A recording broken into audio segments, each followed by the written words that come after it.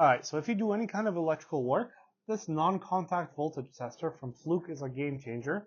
It's an easy way to determine if there's any live wires without touching anything. Using it is very straightforward. To turn it on, you just want to locate the little green button on the side and press and hold it to turn it on. When you hear that quick beep and the light starts flashing red, that means it's turned on and ready to be used. So now I'll demonstrate on how to use it. So this extension cable here is plugged in and energized. So if you bring your tester close to the cable, you'll see that the light turns red and there's a steady beep. That means that the cable is energized.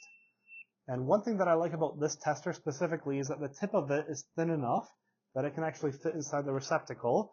So if you want to use it hands-free, you could just stick it inside the receptacle and it's hands-free to use. So if you got to go flip a breaker or something, you have the audible signal for convenience.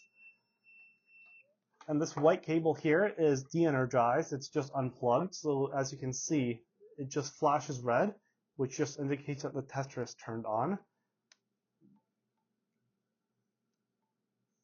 So I've used other testers in the past. This one by far is one of my favorites. The only drawback is that there's no battery indicator, so you have no idea at the battery status.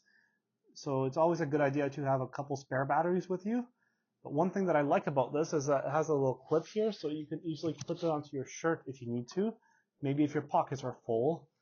But overall, this is a very solid choice. I highly recommend this to any electricians, any contractors, or any people that work with power. Hopefully you found this video helpful.